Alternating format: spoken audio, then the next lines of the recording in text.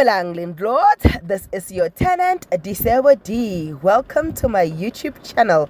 Please do like, share and subscribe. And if you have anything to say, anything at all, please do drop a comment. I would really like to hear from you. My landlords Uthando Nestembu. Can we discuss Usne? And can we all agree ukuthi Usne une problem? Usne has a problem and Usne is a liar and Usne likes being a victim and everything else, right? The reason why I'm saying this, Usne was afforded an opportunity to tell her mothers to their faces, everything that I said on the podcast was true. And for our benefit, because of remember we don't stay there, we don't know exactly what's going on. But for our benefit, Ugo must have or should have reminded them guys, ningazenzi ngathi ningabazalwane nisindisiwe niyale khulumani into eqaqile na into eqaqile ithi nangenza so ngelangeli so langenza so ngelangeli so nangenza so ngelangeli so. Even if akakhumbuli the exact dates, but she will remember the events that led up to that treatment le emenza ukuthi abanyanye. Mamelani ke engimangazile eyenza ukuthi namhlanje uma ngwabe abe yazini ifavorite yami nje ngimkhuphule ngimbeke ku first level. Amkhumbuza ugirl athi ngiyakuzwa ukuthi bowukhala lapha uthi mina ngikhalele roll le 3 rand. It's fine, it's all good. But why didn't you indicate to them that when ubaxoshile ngale umacela aqoshile uze la wazohlala la unganakudla ungana next igrocery bewuyithengelwa yithi? Ngakuthengela igrocery mina ngayiletha in Usne wanted to come with excuses. At this point, this was the opportunity for Usne to own everything up and said, you guys are horrible to me. And this is why I'm saying you guys are horrible to me. Because Usne had easily said that the way I pendulane no mama kona, I was like, yo, ile courage siyidinga ile nathi babasikhwele enhloko but ke asinayo. But the way aphendulane nomangwabe ngakhona, it was as if uphendulana nomuntu alolo boyfriend nayo.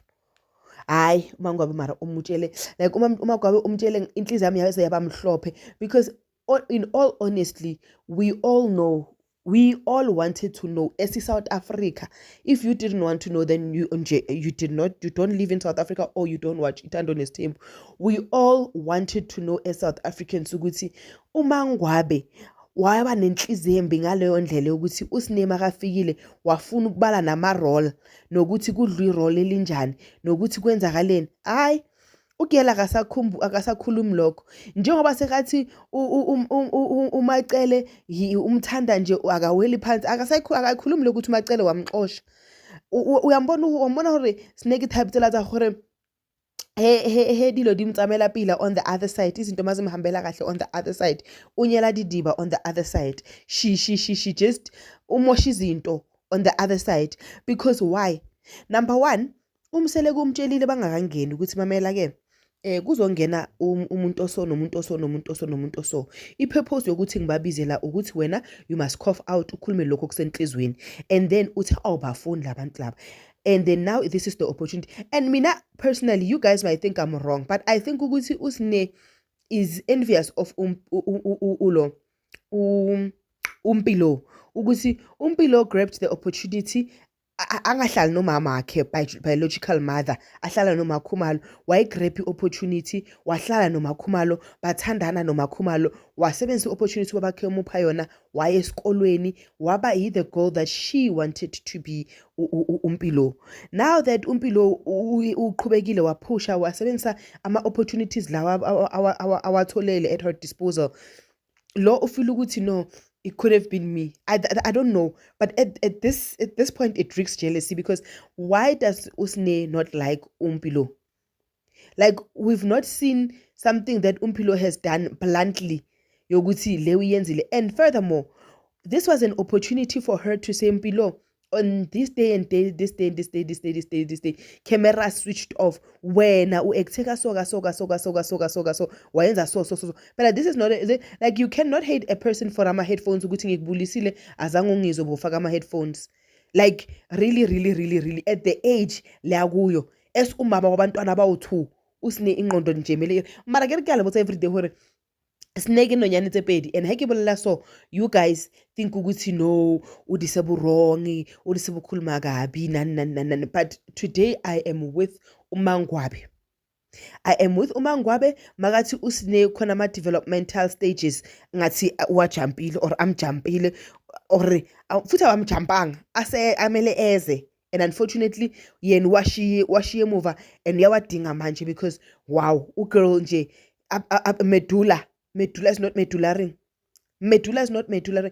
Like uMakhumalo was also so happy ukuthi uMangwabe umlandile wayemconfronta, and ngicabanga uMangwabe makaza so kusine ayo confront usine athi uzungibeka isandla like you threaten your own mother, like even if it's not your biological father, but this is your husband, this is your father's wife, this is basically your mother, and you are in a polygamy setup. So whichever person that your father marries is automatically your wife.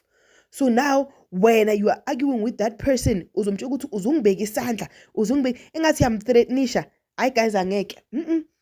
I know ukuthi you guys have a soft spot for Usne. I know ukuthi Usne akaweli phansi kini. I know that and I get that. And maybe some of you it's because I don't know. I grew up without my mom, but like I don't know. I just don't know. For me, where I'm seated, Snake and a problem. Honestly, for me, where I'm seated, Snake is the problem. Snake needs help.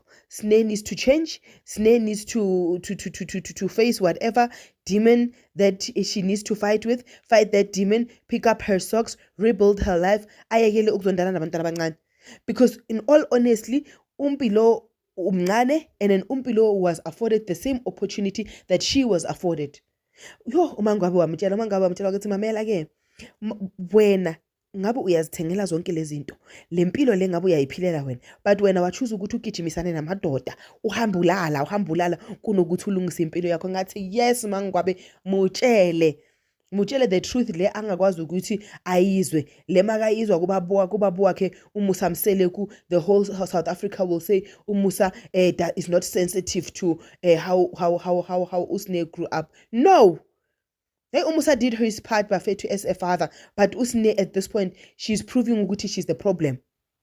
And enalento ukuthi agijimele podcast ayo she's into podcast that she cannot say to these women's faces, that's her being a coward, because clearly she has shown to us, to everyone, ukuthi one angbasabi, two angbahloniphi. So why is she acting like now she's a child that understands? But this is not honestly also an objective feedback, ne? I'm sorry, but yeah, today's just she just triggered me. But what do you think Usne should have done? Do you think she handled the situation correct, or do you understand where I am coming from? I don't know, but still I stand and say Mangwabe for president. This is your girl Disebo D. Please do like, share and subscribe. I love you. Peace. Bye.